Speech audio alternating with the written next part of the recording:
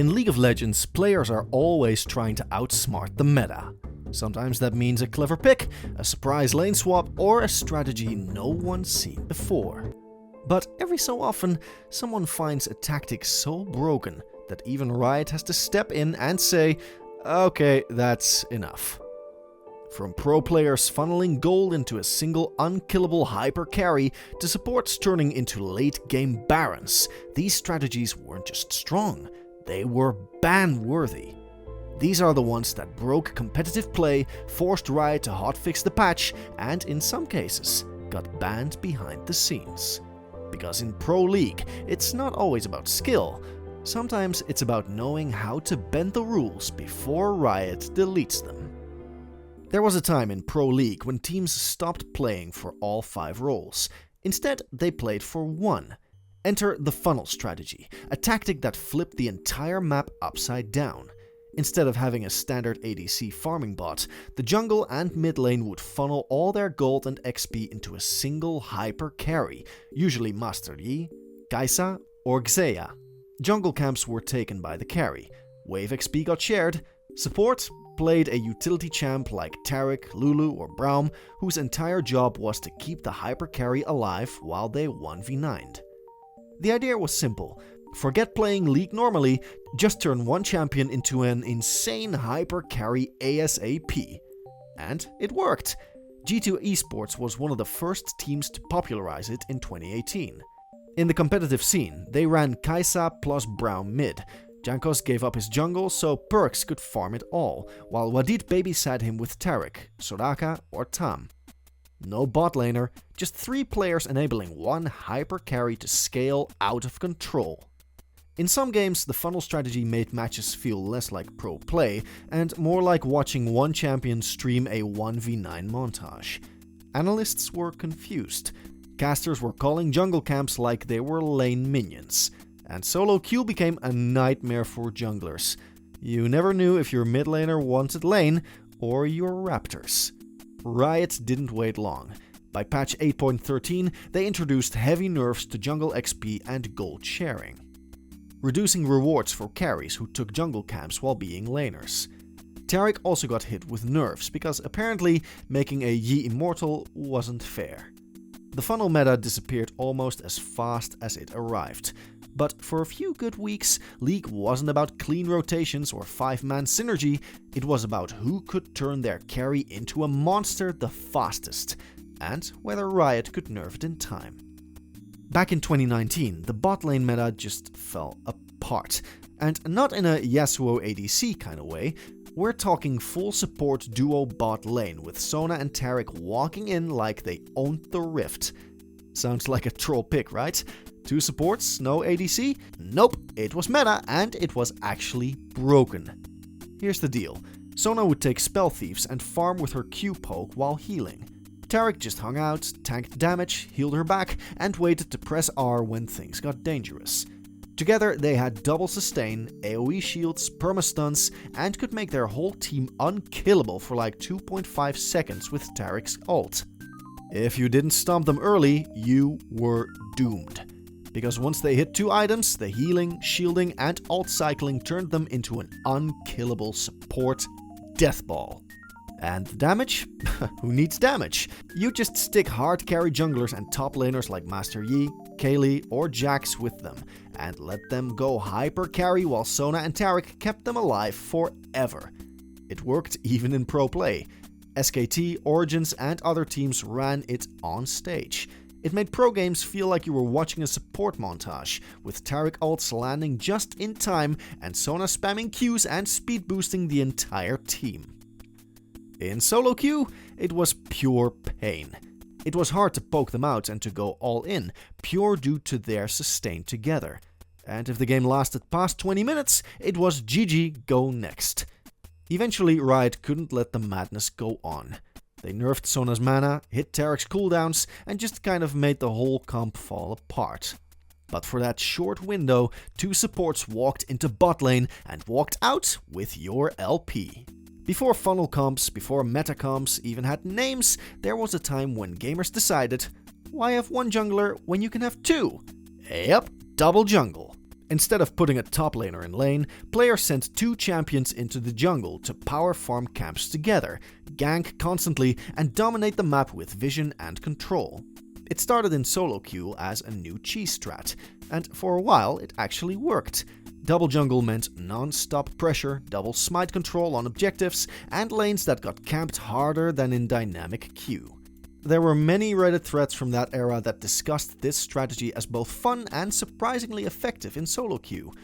MobaFire guides even detailed precise double jungle combos, praising their XP efficiency and lane pressure. 2 players would pick strong early game champions like Shaco with Udyr or Xin Zhao with Master Yi and roam the map together, cleaning camps at high speed and diving lanes before the enemy could hit level 2. Of course, this couldn't last. Riot eventually patched it out, adding XP penalties, nerfing jungle gold, and making jungle items give gold only to the smite holder. The jungle went back to being a solo role. But for a short time, it was a fun and dominating strat if done right, obviously. This felt like a flashback to the days when meta was fun, punishing, and completely unpredictable. Unlike these days, it feels more controlled than ever. Back in the early days of League, especially around Season 3, lane swaps became dominant. Teams started to realize that sending their ADC and support top lane and pushing down towers quickly could generate early gold leads. This strategy wasn't just about dodging rough matchups, it was about out-rotating your opponents, applying macro pressure, and denying the enemy top laner valuable early XP. Top teams like Samsung White and SK Telecom T1 used lane swaps as a key part of their strategy during their dominant eras. But Riot wasn't too happy about how this twisted the game's pacing, so over time they began to nerf lane swaps in several ways. They made outer turrets tankier early in the game, they rebalanced early turret damage to discourage fast pushes, and they adjusted lane XP to reward players for sticking to their standard lanes. All of this culminated into a huge shift by 2016, where Riot's lead gameplay designer Mark Scruffy-Yetter openly discussed their efforts to discourage lane swaps to preserve the integrity of early laning. Riot did everything they could to bury lane swaps, nerf the tower gold, change cannon waves, even make early dives riskier, and for a while it worked. The days of both teams trading bot towers by minute 5 are gone. But here's the truth. Lane swaps never really died. Sure, the old coordinated mirror lane swaps from Season 5 are a relic of the past, but players, especially in solo queue, never stopped getting creative. Whether it's sending the bot lane top to counter a rough matchup, or a support roaming mid while their ADC solo farms, mini swaps and creative rotations still show up all the time. Even in pro play, we still see situational swaps. Teams sometimes rotate early for a Rift Herald trade, or pressure an isolated weak side top laner with a bot lane roam. It's not the old school version, but the spirit of lane swapping never truly left, it just evolved. The difference is that today lane swaps are more of a tool, not a game plan. You use them when the matchup calls for it, when you've scouted your opponents, or when you're trying to throw them off balance, not just because it's the meta. So while Riot may have gutted the consistency of old lane swaps, the idea of shifting your lanes to gain an edge, that's still very much alive. As Riot began phasing out large-scale meta strategies like lane swaps and funneling, players and teams had to find new ways to gain an edge. Instead of shifting the game through map movements or macro-focused strategies, innovation began to happen in champion selection. This gave rise to a new trend: off-meta picks, meaning that champions played in roles or compositions that weren't originally intended, but had very specific advantages.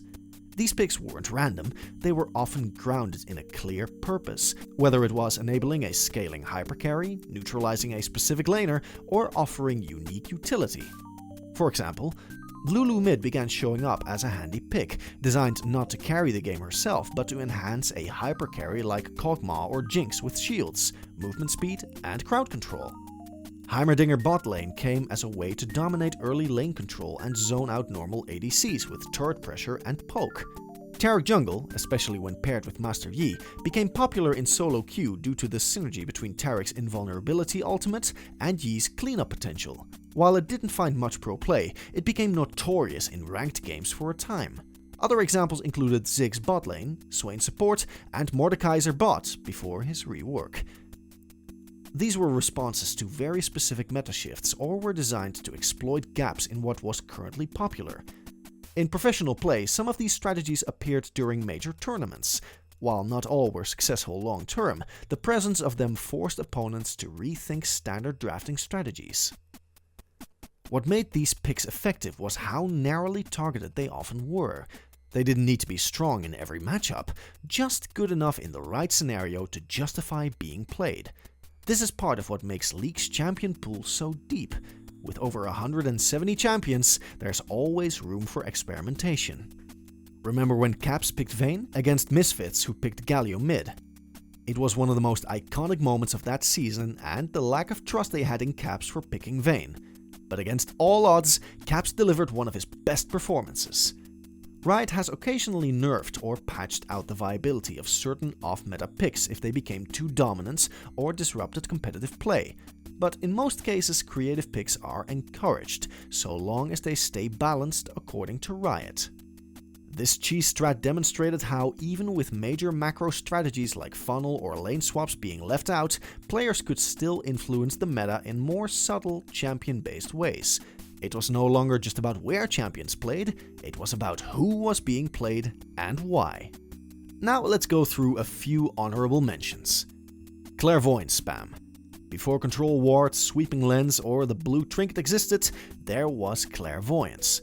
And in the early days of Pro League, back when team comps often had 2 supports, lanes were still being figured out and the word macro wasn't thrown around every now and then, clairvoyance spam was the real vision tech. Teams would load into games with double clairvoyance summoners, usually on support and sometimes even the jungler. Why?